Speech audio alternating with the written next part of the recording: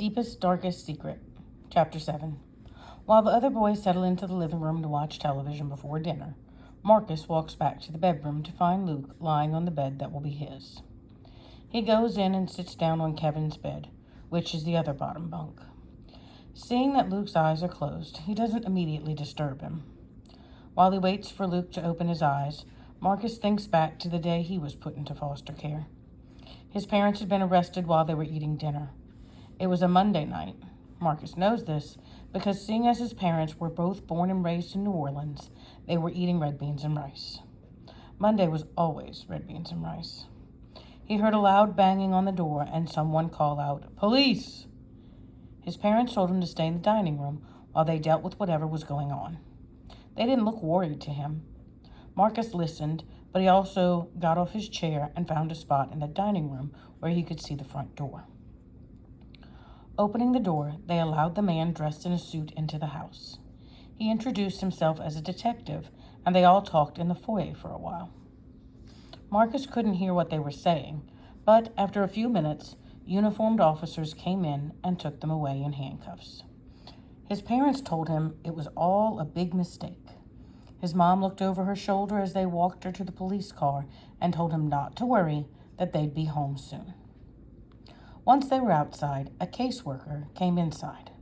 She approached Marcus and introduced himself. It wasn't Miss Jenkins back then. His caseworker was an older lady who has since retired. She was nice enough, but Marcus was 12 and he didn't really understand what was going on. She explained that she was going to take him to a new home just until his parents were able to return for him. That sounded all right to Marcus, but he didn't know why she then made him pack more than one change of clothes. He understood the need for a set for school tomorrow and, of course, his backpack, but surely his parents would be out by tomorrow. His mom said they'd be home soon. At the last minute, he also grabbed his baseball glove and a ball. He didn't know why he did that, but eventually he was glad he did. It turns out that it wasn't a mistake. His parents had indeed embezzled over $250,000 from their company. They were each sentenced to 25 years. He was told his mother may get out sooner than his father since he had no other family to take care of him. Marcus isn't holding his breath. He watches Luke sleep and wonders what this kid's story is. Are Luke's parents in jail like his own? Or are they dead like Anthony's parents? Marcus glances at the picture on the dresser of the happy little family. Anthony doesn't talk about his parents a lot. Most people say they were killed in a car accident, but Marcus has his doubts. There were too many inconsistencies in the versions of the story, and there would have been no reason for their car to have swerved off the road the way it did. No, to Marcus, it sounds more like someone intentionally ran them off the road, but he would never say that to Anthony. Could Luke's parents have a drug addiction like Kevin's? That would be the worst, Marcus thinks. His parents and Anthony's parents didn't choose to not take care of their kids. Maybe you could argue that his parents shouldn't have committed a crime that they knew could have gotten them in the situation they're in now, but they always took real good care of Marcus. They loved him and wanted to be with him, but they couldn't. Kevin's parents, though, it seems like they couldn't care less about Kevin. Before he was even a year old, he had been taken from his mother's house. She was high on heroin. Kevin was in the house, crying in his crib. The neighbors called DCFS on her because they heard Kevin crying for hours on end. They also knew his mother was a drug user from past experiences. Kevin's father? He's the drug dealer that sold the heroin to his mother. His mother never wanted a kid. She was always looking for her next fix. She didn't have the means or the desire to take care of a child. Miss G talks to Marcus a lot, confides in him. She says she would gladly adopt Kevin, but his mother and father refuse to allow that to happen. She says his mother keeps promising she's working on getting clean and just needs a little more time. It's been 9 years. Marcus calls bull on that story. His father has tried a few times to get custody of Kevin. Marcus can't imagine how a drug dealer thinks he's going to do that, but the guy says he wants to go straight for his son. He can't imagine the life Kevin would have had if someone hadn't intervened and saved him from that situation. Luke stirs in his bed. He sits up and looks around, finally stopping when he notices Marcus sitting on the other bed. "Hi, dude," Marcus greets him. "I'm Marcus. My bunk is the one on top of yours. What's your name?" Luke just looks down at his lap. He doesn't know this kid. Really, he doesn't look like a kid. His caramel-colored skin may have some pimples, but is that a mustache starting on his lip? And how tall is he?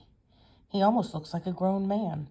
But do grown men wear their hair in cornrows like that? Luke isn't sure. "All right. Miss Jenkins said your name was Luke. I hope that's okay if I call you that. Maybe you like Lucas better. Or Lukey." Luke shakes his head no. What the heck are those names? Luke is just fine with him. "Luke it is then. You're going to meet 2 other guys as well. Kevin sleeps here." Marcus pats the bed he's sitting on. "He's 10. Mostly he's nice enough. Sometimes he can get on my nerves. Anthony sleeps above him. That kid, well, I'll let you decide for yourself if you like him. He's 11. Just let me know if he does anything you don't like, okay?" Luke nods. 2 more people he doesn't know.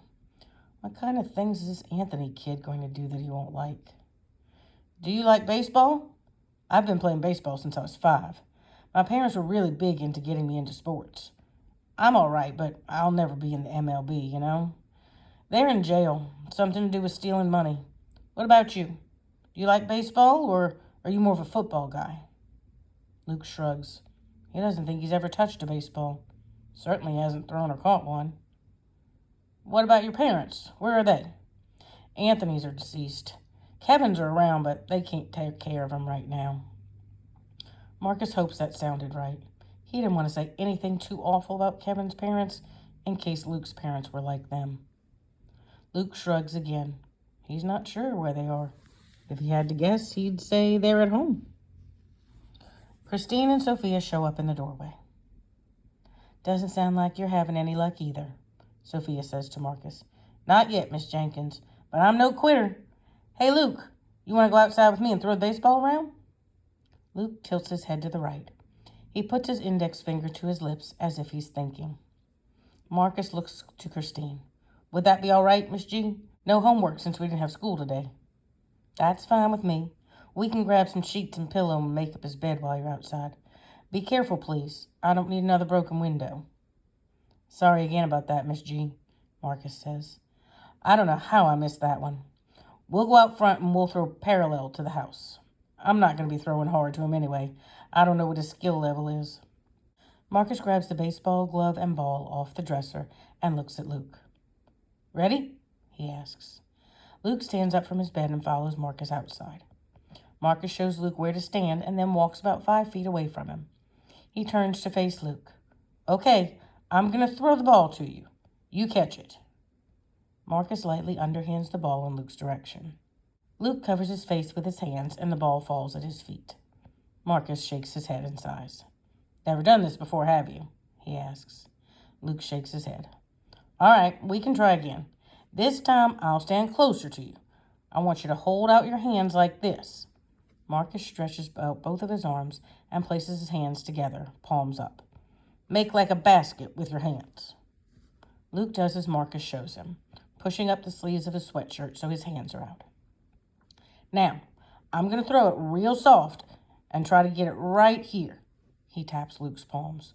"All you have to do is close your hands when you feel the ball touch them. It shouldn't hurt or anything. Don't close your eyes, just your hands. You understand?" Luke nods. Marcus steps back just a couple of steps. "Here we go.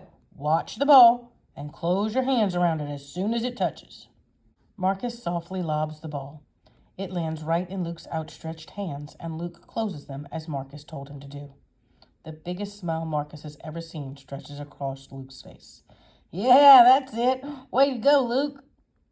Luke holds out the ball to Marcus, smiling still. He wants him to throw it again. "I'll do it again, but first you need to throw it back to me." Luke makes a face as if to say, "You must be joking." "You can do it. Hold the ball in your right hand. Bring it back behind your head." Luke follows each direction carefully. "When you're ready, bring your arm forward and let go when your hand is next to your ear." Marcus makes the motion so Luke can see what he means. Luke throws the ball. It drops quickly, rolling the rest of the way to Marcus. Hey, for your first time, it's not bad. We can practice a little each day after school if you want. Marcus throws the ball back to Luke. They stay outside, throwing the ball back and forth until Miss Jenkins comes out of the house. Time for me to go, Luke, she calls out to him.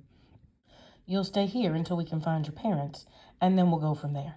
Looks like you and Marcus are having a good time. You just be good for Miss Guidry, and everything will work out. Your bed is made with the lightest shade of blue sheet